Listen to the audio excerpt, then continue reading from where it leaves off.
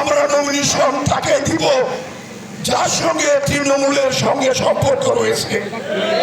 আমরা নমিনেশন তাকে দিব যিনি দল করতে গিয়ে দলের জন্য ত্যাগ স্বীকার করেছেন, জেল খেটেছেন, মামলা হয়েছেন, কষ্ট করেছেন, তার জন্য আমরা এই কাজটা করব। তিনি বলেছেন মিছিলের শেষ ব্যক্তিটাকেও দল মূল্যায়ন করবে। প্রিয় ভাইরা, এই ৪৫ বছর রাজনীতিতে আপনারা যারা সামনে বসে আছেন সবাই সাক্ষী। রাত্রি ২টার সময় আমাকে বাড়িতে পেয়েছে, সকালবেলা পেয়েছে, কাজকর্মে পেয়েছে, এমন কোনো কাজ নাই সেখানে আমাকে পান নাই, এ কথা কেউ বলতে পারবে না। কালিয়া করে জরিপ করে সর্বোচ্চ মামলা কার নামে?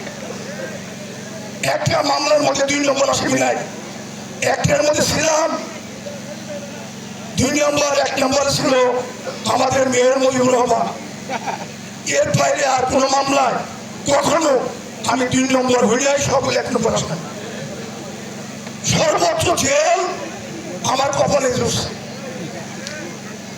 এই আমার দুস্থ আব্বাস সাহেব আসছে গাবতলী থেকে, আক্তার ভাই আমাদের মরহুম কাজের চেয়ারম্যান সাহেব গাজীপুর গেছে আমার জামিন হয়েছে আনার জন্য। জেলখান থেকে বেরিয়ে মাইক্রোবাসে টিপে ধরে নিয়ে গেছে। বহুবার গুম করার জন্য, ক্রস ফায়ার জন্য, জীবন নাশের জন্য আওয়ামী লীগের বহু ষড়যন্ত্র ফেস করতে হয়েছে।